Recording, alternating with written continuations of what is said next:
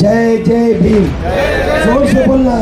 आज बाबा साहब अम्बेडकर संविधान देने की वजह से आज इतनी शान से मैं घूम रही हूँ, इतनी शान से यहीं तो उसकी वजह अल्लाह और रसूल के बाद हमारा बाबा साहब अम्बेडकर। दशनापुर साहब बार बार मुझे बुलाने का कारण उनको कहा कि एक जगह उम्मीद क्या है, जमीर अहमद खान एक बार आको चले गए तो मुसलमान एक होकर वोट देती को उम्मीद के ऊपर यहाँ बुला करेंगे।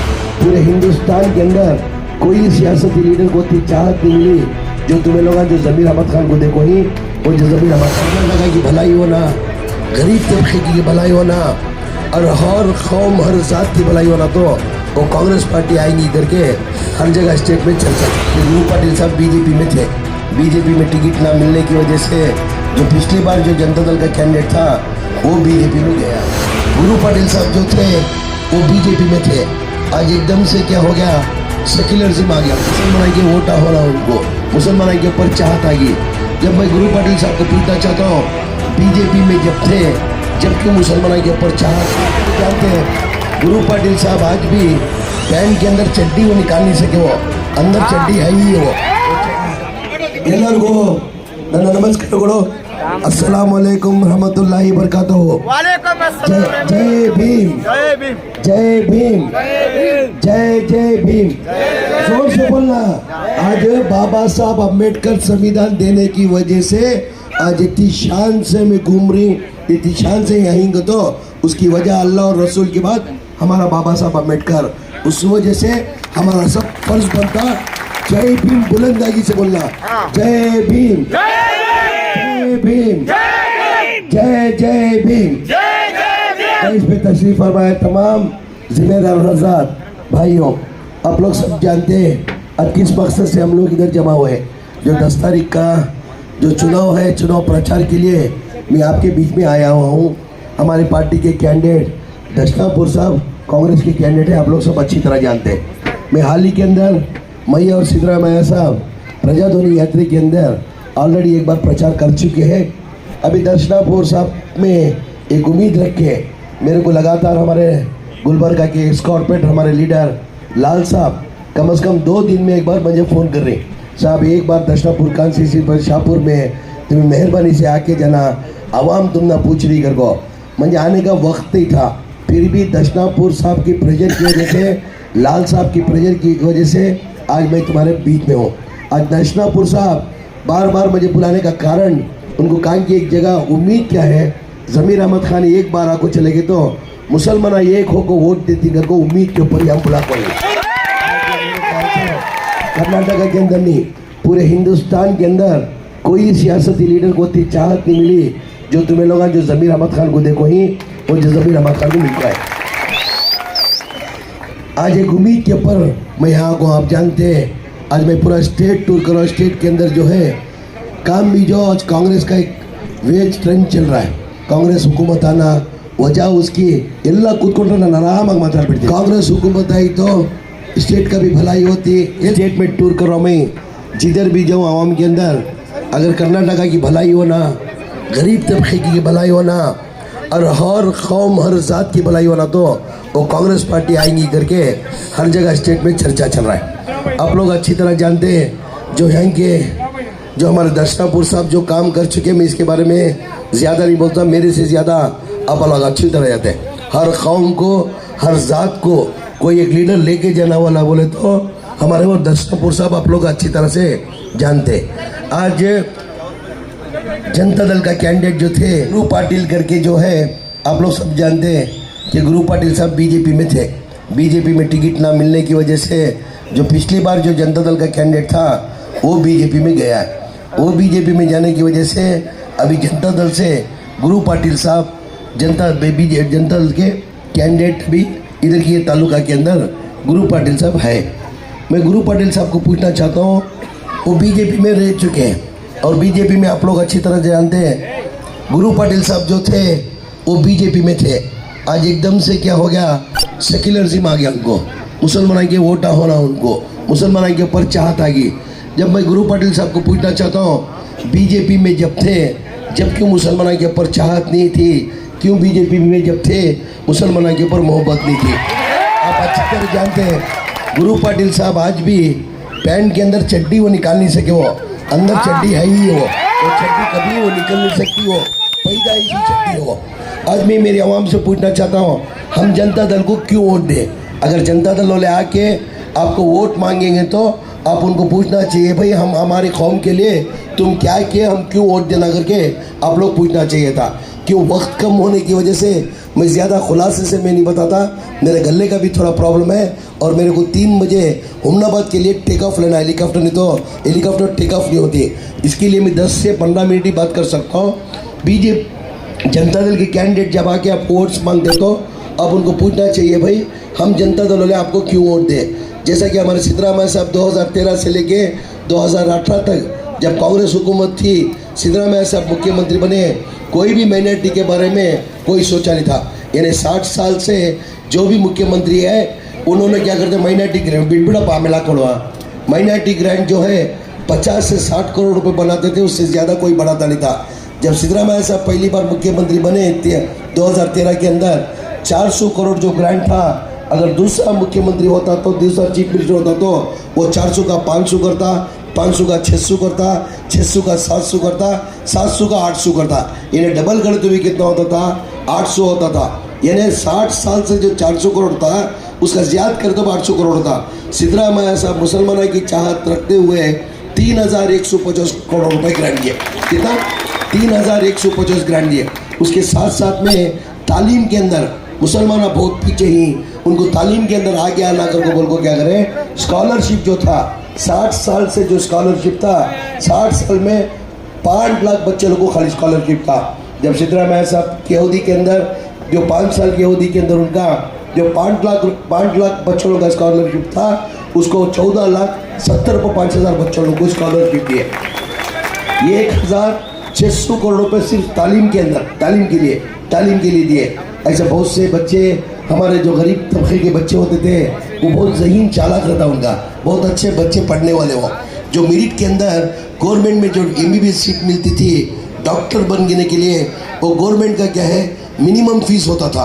मिनिमम फीस मतलब क्या, कंपलसरी फीस बनना हो, उसका 5 लाख रुपए होता था। बहुत से गरीब तबके के अंदर 5 लाख बनने की वजह से क्या करते हैं, बहुत से जन कॉलेज को नहीं जाते। ये देखते हुए हमारी कांग्रेस हुकूमत के अंदर जो भी गवर्नमेंट में मेरिट का सीट मिलता है, वो बच्चे लोग को 5 लाख नहीं बनने की वजह से वो बच्चे कॉलेज को नहीं जाने करके उनको गवर्नमेंट से 3 लाख बनना करके कितनों की बच्चों को डॉक्टर बना दिए।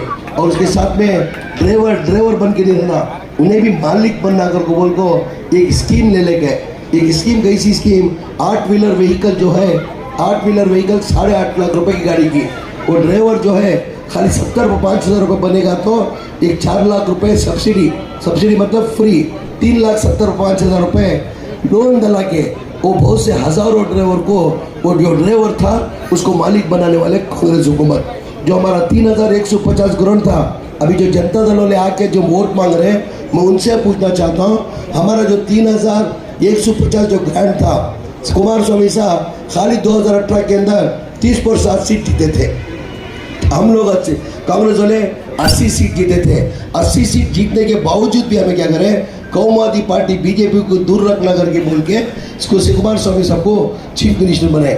जैसे कुमार स्वामी साहब चीफ मिनिस्टर बने कांग्रेस के अंदर, मैं भी जनता दल पार्टी के अंदर था, मैं कभी ख्वाबो ख्याल के अंदर नहीं सोचा था कि मुझे भी मिनिस्टर बना देकर को, ख्वाबो ख्याल के अंदर नहीं सोचा था। वजह उसकी क्या है, मेरे से सीनियर थे, रोशन बेग 7 बार MLA, तनवीर सेठ साहब 5 बार MLA, हमारे हारिस भाई 3 बार MLA, उनके होते हुए मंजे कैसा बात देकर को ना मैं पूछने को गया ना उम्मीद रखा। जिसे भी मिनिस्टर बनाना तो क्या करते हैं, राहुल गांधी क्या करती हैं, एक पूरा स्टेट के अंदर IB से एक सर्वे कराती, एक माहिती लेती। सिद्धरामैया साहब क्या करती हैं, उनकी अगर कोई इंटेलिजेंस टीम रहती है, उनसे क्या करती हैं, आवाम से एक माहिती लेती कि मुसलमाना किसके ऊपर चाहत रखी, किसे चाहत नहीं कर को।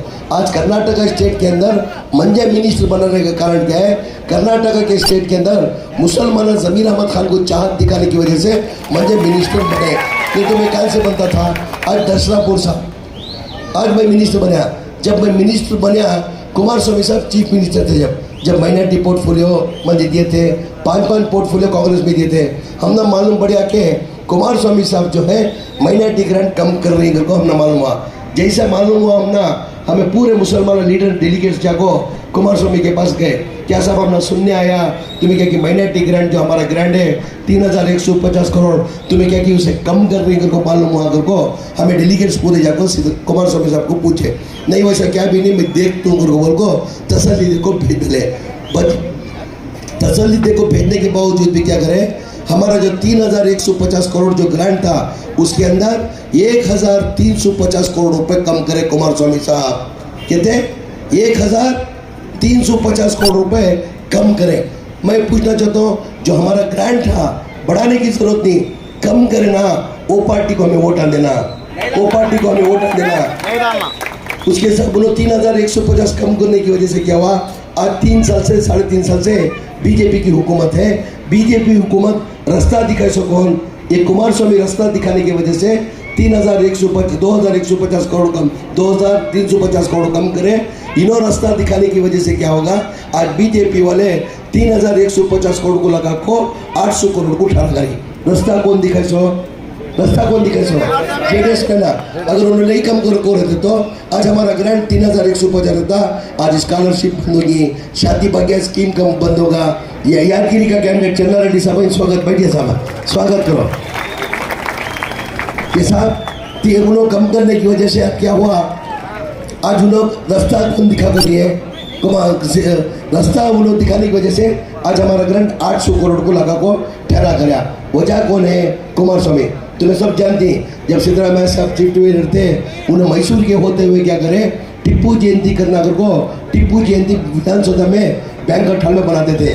जैसे कुमार स्वामी साहब चीफ मिनिस्टर बने उन्हें गवर्नमेंट का आदेश करती, गवर्नमेंट का क्या आदेश करती है, टिप्पू जयंती ये बार बैंक्वेट हॉल में नहीं करना, टिप्पू जयंती करना तो रविंद्र कला क्षेत्र में करना। जैसे मुझे मालूम होता मैं कुमार स्वामी साहब सीएम के पास जाकर बोलता हूँ, साहब ये प्रोग्राम हमारा कोई मई का लालन्ना टिप्पू जयंती बैंक्वेट हॉल में बनाने से कौन भी रोक सकता नहीं, को गला टक्कर को मैं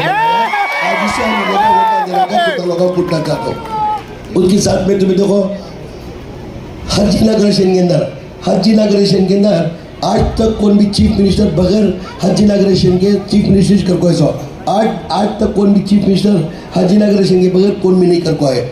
2006 के अंदर कुमार स्वामी साहब कोलिशन गवर्नमेंट की इसके बीजेपी के साथ हाथ मिला को 20 महीने के लिए चीफ मिनिस्टर बने थे। वो टाइम में मैं भी कुमार स्वामी की हुकूमत के अंदर मैं भी मिनिस्टर था। कुमार स्वामी साहब को जाको 1 महीना पहले मैं इन्विटेशन दिया, सब हज इनॉग्रेशन है, मेहरबानी करको तुम्हें आना। चीफ मिनिस्टर आज तक कोई मिस नहीं करी करको, इन्विटेशन देखने के बावजूद भी क्या करे, 2006 के अंदर कुमार स्वामी साहब हज इनॉग्रेशन को नहीं है, हज इनॉग्रेशन नहीं है। उसके बाद 2008 से लेकर 2013 तक बीजेपी की हुकूमत थी। येडियुरप्पा साहब 3 साल चीफ मिनिस्टर थे, सदानंद गौड़ा 1 साल चीफ मिनिस्टर थे, जगदीश शेट्टर 1 बार चीफ मिनिस्टर थे। 500 बीजेपी के भी होते हुए हज इनॉग्रेशन को आगे गए।